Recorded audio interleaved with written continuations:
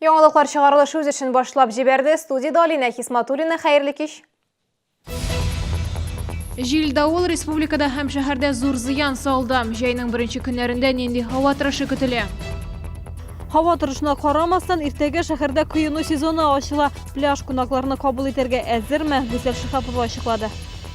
Рус, татар, мори, немец костюмнарын алмаштырып кына торалар. Шишмәкәй ансамблендә яшь шәһәрдәшләр төрле милләт биюләрен өйрәнә. 5000-нан артык торак йорт утсыз калды, агачлар ауды, автомобильләргә зыян килде. Кичә Татарстанда булган давыл эзсез узмады. Мөслим авылында кибетнең түбәсе кубып, 35 яшьлек хатын-кыз өстенә килеп төшә. Ул район хастаханәсендә вафат була. Чаллыда җил нинди зыян салды, безнең сюжетта. Көчле җил Чаллыга төш вакытында килеп җитте. Социаль челтәрләрдә давыл зыян салган объектларның фотолары урнаштырыла башлады. Жилкомсервис идарә итүче оешмага караган территорияда дистәләгән агач ауган, бәхеткә зыян күрүчеләр булмаган.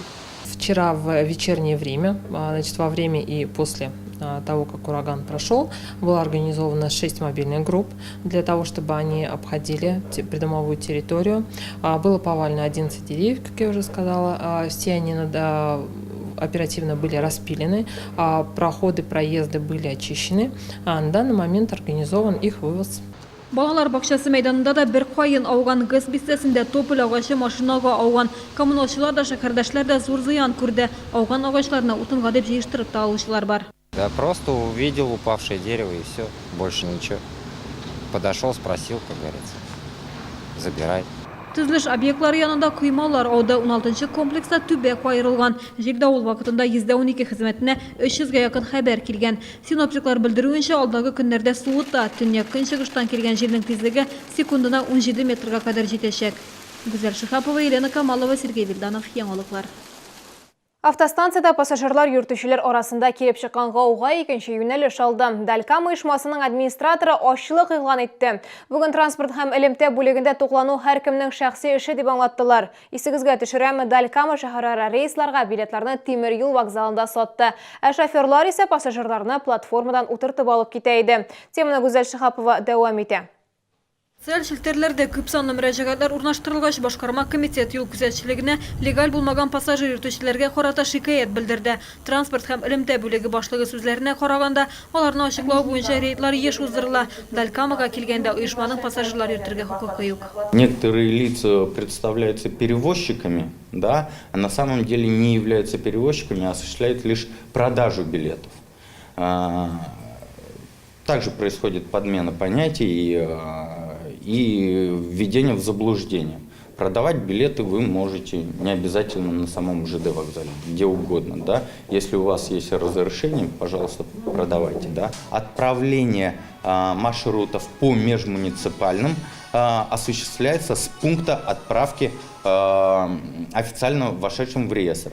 В Набережных Челнах официальный пункт отправки по межмуниципальным маршрутам – это Мусы-Джалиля, дом 7. Башкарма комитет тимир юл вокзалы җитәкчелегенә хат язган. Нәтиҗәдә Далькама белән аренда килешүенә нокта куелган. Хәзер оешма билетларны автостанция тукталышы артында ук сата. Приходит в кассу, покупает билеты там прямо есть, что талон на Лада Ларгус. Все там, все официально у нас, и пенсионные отчисления у нас идут. Автостанция территориясында легаль булмаган пассажир йөртүчеләр аз түгел. Лицензия булу билгеле маршрутлар буенча даими рәвештә пассажирлар йөртергә хокук бирми. Маршрутлар аукционда уйнатылырга тиеш. На перевозку пассажиров по регулярным маршрутам в соответствии с 220-м федеральным законом имеет право перевозчик, который заключил договор с Министерством транспорта. По межмуниципальным маршрутам проводятся также открытые аукционы, на которых перевозчики заявляются маршрут. Если они выигрывают это право, они получают свидетельство о маршруте, а также маршрутную карту. Пассажирларны йөртүчеләрне транспорт министрлыгы сайтында тикшереп була. Аукционда катнашучылар исемлеге шунда теркәлә. Гүзәл Шихапова, Илдар Шәйдуллин, Ленар Султанов, Яңалыклар.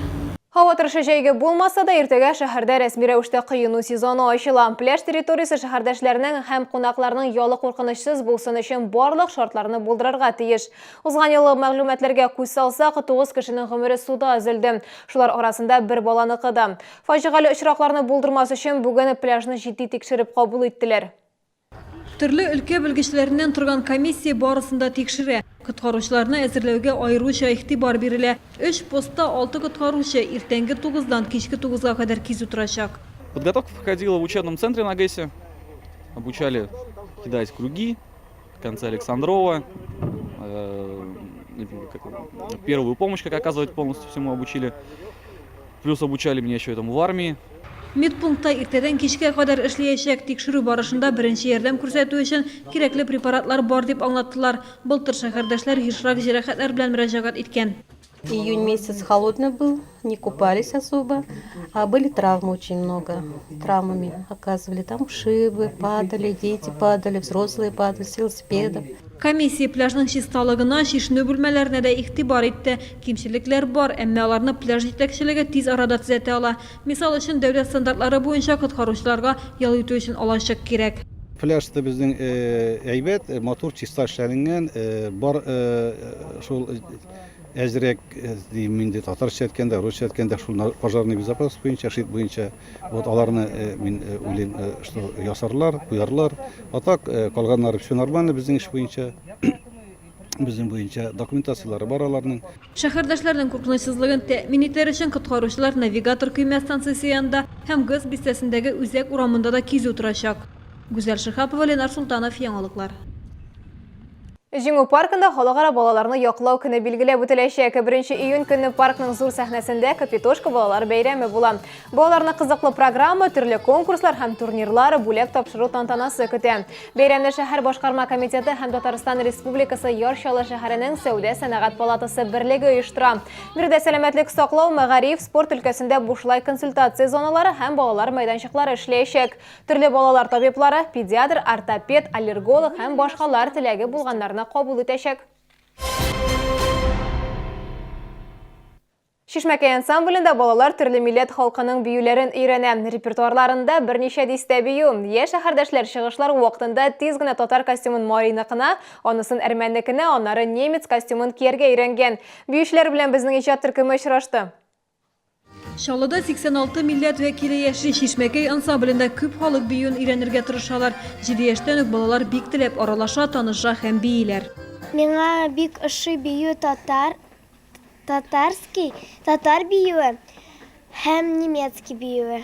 Чөнки алар матур биюле, аларның җиңел селкенүе. Мин яратам татар, чөнки мин үзем татар теленнән сөйләшәмен. Balalar biyip kine kalmışa türlü milletlerinin medeniyetini öyrənə, her birisinin üz tili, hürf-гадәтләре.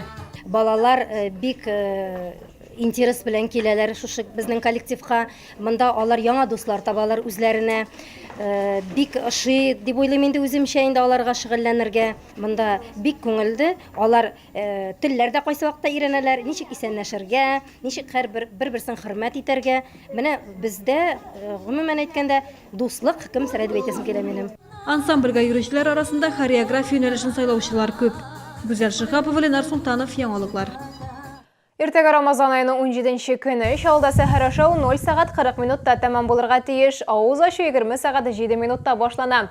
Белгечләр иртәне карабодай, дөге, тары ярмасы, борчактан пешерелгән боткалар ашарга киңәш итә. Ифтарга исә яшелчә, балыктан диетик сөтле азыклар ашау файдалы ди. Тоткан уразаларыгыз кабул булсын. Бу сезгә ишкерәсе соңгы мәгълүматыбыз иде. Мин Алина Хисматуллина сезнең белән саубулашам. Исән-имин булыгыз.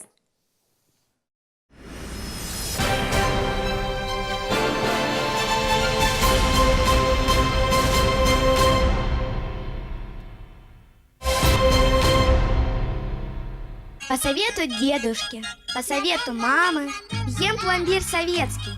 Вкусный самый. Пломбир советский. Вкус детства от компании «Славица».